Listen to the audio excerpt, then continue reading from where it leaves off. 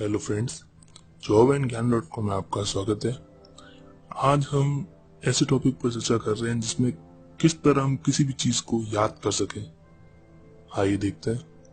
अगर हम एक स्टूडेंट के पॉइंट ऑफ व्यू से सोचें तो आपने कई स्टूडेंट्स को कहते हुए सुना होगा कि एग्जाम से पहले वे पढ़ तो सब लेते हैं पर एग्जाम देते समय उन्हें कोई चीज याद नहीं आती।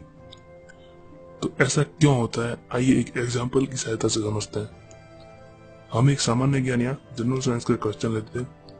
वाईफाई का आविष्कार बेंजामिन फ्रैंकलिन ने किया था। ये क्वेश्चन है, इसका आंसर है बेंजामिन फ्रैंकलिन, जिसने वाईफाई का आविष्कार किया था। आगे देखिए, जब कोई स्टूडेंट इस प्रश्न को अपनी बुक से पढ़ लेता है या उसे याद कर लेता है, उसके बाद जब वो एग्जाम देते समय उस प्रश्न का उत्तर याद करने की कोशिश करता है तो उसे याद दिलाने में सिर्फ उसकी आंखें ही उसकी सहायता करती है, क्योंकि आंखों ने ही उसको किसी न किसी बुक में या लिखा हुआ देखा था। परंतु कई बार आंखें धोखा दे देती है और वो चीजें याद नहीं आती। अब देखिए इस प्रॉब्लम का सॉल्यूशन या ट्रिक। प्रश्न था कि वाईफाई का आविष्कार किसने किया था। अगर वो स्टूडेंट इस प्रश्न को एक छोटी सी स्टोरी बना देता याद करने के लिए, तो आइए देखते हैं क्या होता। एक लड़का था जिसका नाम था बेंजामिन फ्रैंकलिन। वो एक लड़की के घर के बाहर रोज जाता और वहां कई घंटों तक बैठा रहता। लड़की ने नोटिस किया कि बेंजामिन फ्रैंकलिन रोज उसके घर के बाहर घंटों तक बैठा रहता है। देखते ही देखते कुछ दिनों में ही उस लड़की को बेंजामिन फ्रैंकलिन से प्यार हो गया और वो भी बेंजामिन फ्रैंकलिन को रोज अपने घर की बालकनी से उसे देखती थी। पर एक दिन उसका दिल टूट सा गया जब उसे पता चला कि बेंजामिन फ्रैंकलिन उसके घर के बाहर घंटों तक इसलिए बैठा रहता था क्योंकि उसकी लड़की के घर पर फ्री वाईफाई था।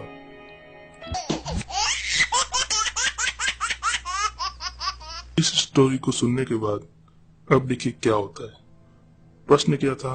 प्रश्न था कि वाईफाई का आविष्कार किसने किया था। अब जब भी वाईफाई का कहीं जिक्र होगा तो आपको ये स्टोरी व बेंजामिन फ्रैंकलिन का कैरेक्टर जरूर याद आएगा।